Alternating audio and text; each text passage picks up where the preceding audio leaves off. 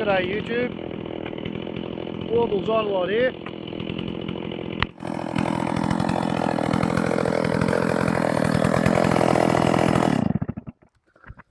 I've just been chopping up a little bit of firewood, taking the chainsaw for a slow walk through some windfalls, old and dried. And I thought I might make a video for Earl Portland. G'day Earl, haven't got any malt liquor on me, I'm sort of doing a few other things. Bit of background here. Earl's pretty good at martial arts. Lives in Portland, Oregon, as you might guess by his name. And Earl plays a lot of video games. And I left a comment on one of his videos expressing puzzlement, wondering why a nice bloke like him would want to play video games when it's pretty widely understood that the more often the human brain thinks a particular thought, the more the brain changes itself through neuro-linguistic programming so that it becomes easier later on to think that same thought again and again and again. So why would you want to practice thinking about killing strangers as fast as you can, just in case they might be dangerous? Earl made a video back to me, and he said that he really didn't think that the video games were the problem. And he cited the extraordinary rise in the rate of autism being diagnosed these days, which could be a diagnostic improvement issue. A lot of autism, a lot of Asperger's that gets diagnosed these days, once upon a time, did not get noticed. The kid was just considered an oddball. Maybe a discipline problem. Perhaps they started getting arrested early and went to juvenile detention centres and prison system. And Earl also talked about teacher levels, lifetime expectations in the economy, and all of these reasons why there's a lot of people who are really, really angry and sometimes they flip out. And you can't really blame the video games when one or two outliers and oddballs, just flip out, go postal. Like the lady who shot YouTube, took the pistol to the open air dining area at the YouTube cafeteria. So, here with this video, which is going to be concerning imprinting and role modeling and what they call neural pruning, and the role that I think they have in developing the situation that we're in at the moment. But before that, I get to change hats for this one. Okay, well, some of what I've got to say here comes from my time as a student nurse 35 years ago. It was kind of like remedial therapy in being human, and therefore when I went into being a parent, I had a pretty fair idea of what the baby arrives at birth expecting from their parents. So therefore it was probably easier for me than for most men of my generation to have a fair go at delivering to the baby what it expected from its parents. And I had two kids, both elective home births. We were keen. So one of the things that they told me, or taught me, was that babies are actually switched on. They arrive connected up in terms of memory storage. And while they're awake, the babies are actually, they're in data input mode. And anything that particularly grabs their attention, they will imprint. And the particular two things that they are hardwired to imprint are their parents and or their regular loving carers. So whatever the parents do, the baby's going to imprint.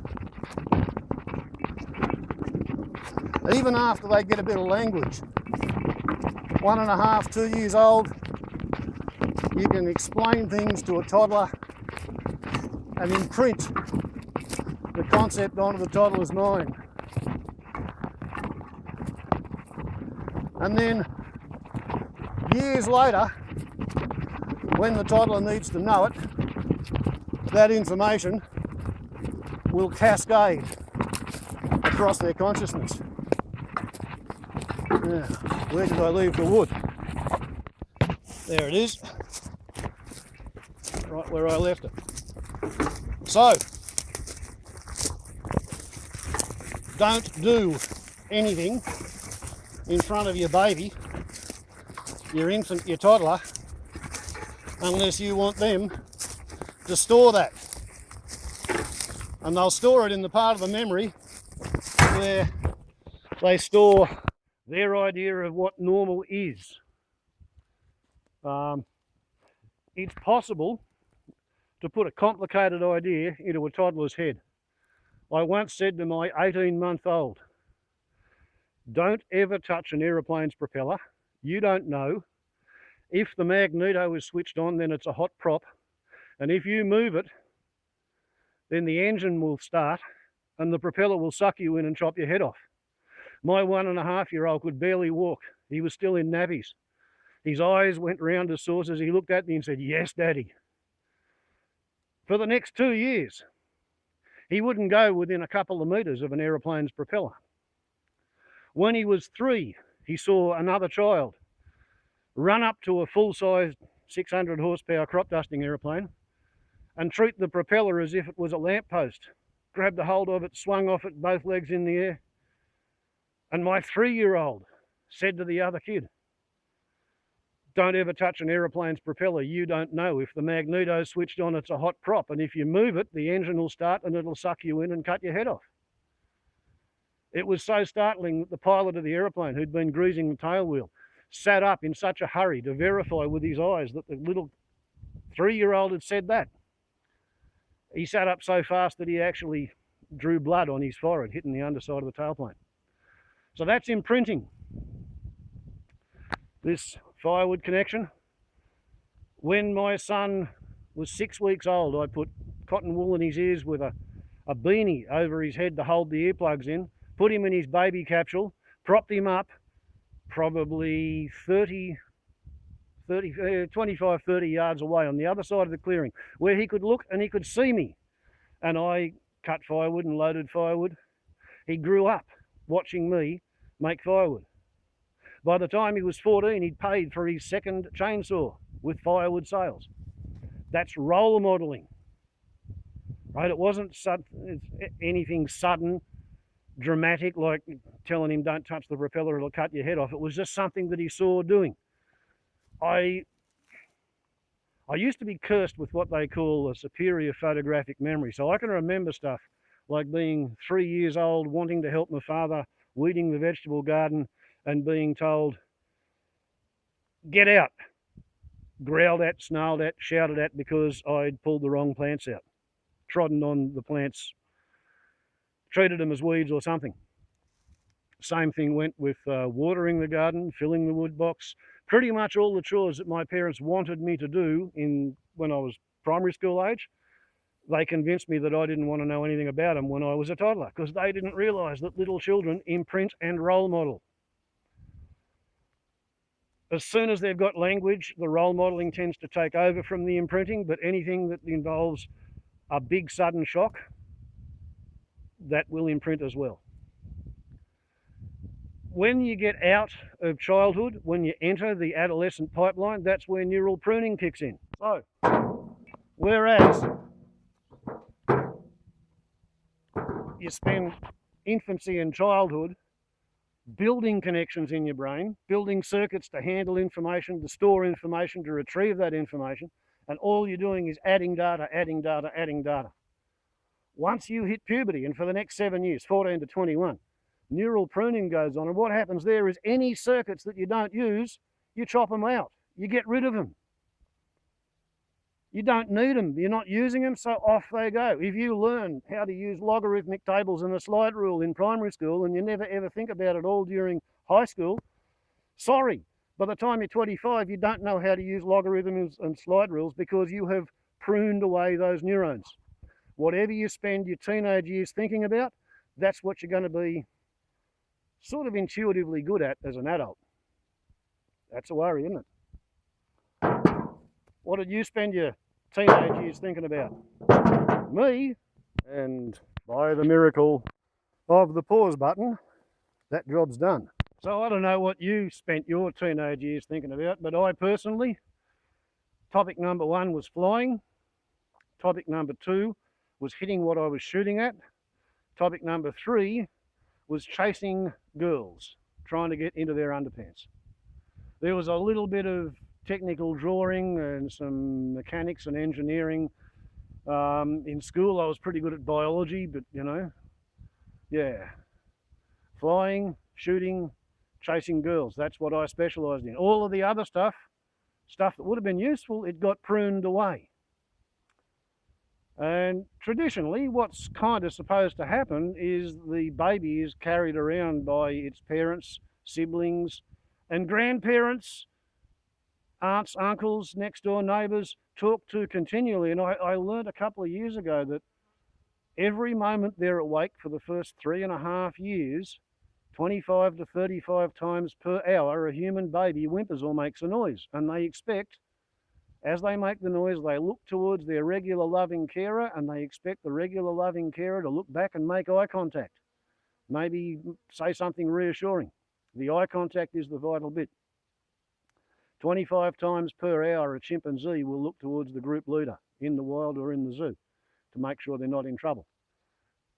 28 times an hour, the regular loving carer is supposed to look back at the under 3.5-year-old to reassure them they're okay. If you don't do that, they grow up with a hole in their self-esteem and they don't think they're good enough, and they arrive at preschool or kindergarten already in bully mode. They're looking for somebody to hurt so the other person will be upset and therefore the bully can feel better than them. Okay, for the last 120 years or so, since the First World War took women out of the homes and put them into the factories, and it happened again during the Second World War and after the Second World War, there hasn't been anybody actually delivering the parenting. Looking after babies and making them grow up into happy children, being a homemaker, has been completely devalued by the economists who were in love with the idea of how much you could grow the economy by getting women into the workforce so they could spend their wages and increase consumer demand. So we're now sort of 3 to 5 generations down a track where nobody has been parented by anybody who was parented by anybody who was parented by anybody who was parented by anybody who knew how to be a parent or a grandparent. And you get the product of that system, an angry, bitter, twisted, frustrated, disillusioned, despairing person. If you put them in a gun culture, you get the sort of thing that happened at Sandy Hook, where, okay, a whole bunch of primary school children got killed by a teenage gunman who took the family AR-15 to the school where his mother worked after he killed his mother, because apparently she'd spent so much time fixating on the needs of her career and the needs of her students that she hadn't been bothered to raise her own kid. And he grew up to have a temper tantrum with a firearm. And my contention is that if you take all of these angry people who've spent infancy and childhood not having enough attention paid to them, not being taught how their world works, not being treated the way a kangaroo or a wallaby treats their joey, and then you give them a series of first-person shooter violent video games so they can normalise the idea of reacting with gunfire or getting in a powerful car and driving through a crowd of strangers to relieve your frustrations, vent the tension, make yourself feel better because the world's a piece of shit and nobody cares about you, and why not?